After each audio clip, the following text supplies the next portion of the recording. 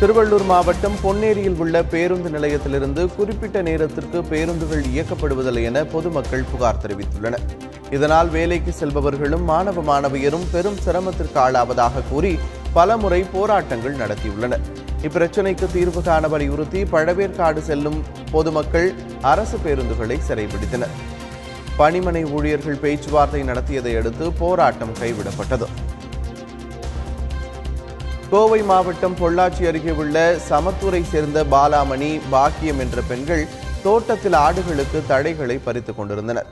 அப்போது எதிர்பாராத விதமாக 2 பெண்கள் அங்குள்ள தரைமட்ட கிணற்றில் தவறி விழுந்தனர். இதனை கண்ட மல்லிகா என்பவர் 2 பெண்களையும் காப்பாற்ற கிணற்றில் குதித்தார். ஆனால் 3 பெண்களும் தண்ணீரில் மூழ்கி உயிரிழந்தனர். திருத்துறைப்பூண்டி ரயில்வே சாலையில் உள்ள டாஸ்மாக் கடைக்கு மது பாட்டில்களை ஏற்றி வந்த லாரியை போக்குவரத்துக்கு இடையூறாக நிறுத்திவிட்டு ஓட்டுநர் சென்றுவிட்டதாக கூறப்படுகிறது. இதனால் அரசு பேருந்துகள் உள்ளிட்ட ஏராளமான வாகனங்கள் அவ்வழியே செல்ல முடியாமல் 1 மணி நேரம் கடுமையான போக்குவரத்து பாதிக்கப்பட்டது. இதனை கண்ட பொதுமக்கள் தாமாக முன்வந்து போக்குவரத்தை சரி செய்தனர். நகரின் மையப்பகுதியில் உள்ள அந்த மதுக்கடையை அகற்ற வேண்டும் என்றும் கோரிக்கை விடுத்தனர்.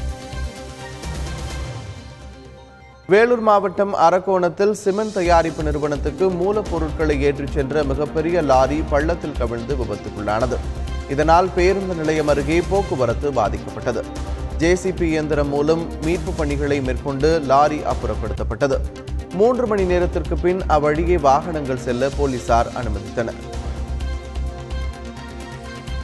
கோவை மாவட்டத்தில் பெய்து வரும் மழையால் கல்லாறு, காந்தையாறு மற்றும் மாயாற்றில் நீர்வரத்து அதிகரித்து பவானி ஆற்றில் வெள்ளப்பெருக்கு ஏற்படும் சூழல் உள்ளது.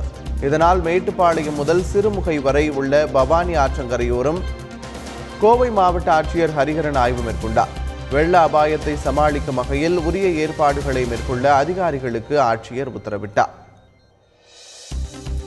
திருப்பூர் மாவட்டம் உடுமலை அருகே சாம்பேடு பகுதியில் உள்ள தோட்டத்தில் 9 அடி நீளமுள்ள மலைப்பாம்பு புகுந்தது. இதனை கண்ட அப்பகுதி மக்கள் வனத்துறையினருக்கு தகவல் அளித்தனர். உடனடியாக அங்கு விரைந்து வந்த வனத்துறையினர் நீண்ட போராட்டத்திற்கு பின் மலைப்பாம்பை பிடித்தனர். அதனை ஈடல் தட்டு வனப்பகுதிக்கு கொண்டு சென்று பாதுகாப்பாக விட்டனர். சென்னையில் கணவர் வீட்டின் முன்பு பெண் தர்ணா போராட்டத்தில் ஈடுபட்டார். சைதாப்பேட்டையை சேர்ந்த நஸ்ரீன் என்ற பெண் கணவருடன் ஏற்பட்ட கருத்து வேறுபாடு காரணமாக பெற்றோர் வீட்டில் வசித்து வந்தார்.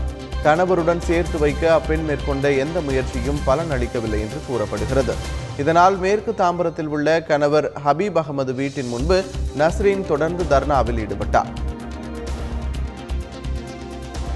சென்னை சென்ட்ரல் ரயில் நிலையத்தில் திருட்டில் ஈடுபட்ட 12 பேர் கைது செய்யப்பட்டனர். டிக்கெட் வாங்கி தருவதாக கூறி பயணிகளிடம் அவர்கள் நூதன முறையில் திருடி வந்துள்ளனர். பீகாரை சேர்ந்த 12 பேரை ரயில்வே போலீசார் கைது செய்து பயணிகளின் உடைமைகள் கைப்பற்றினர்.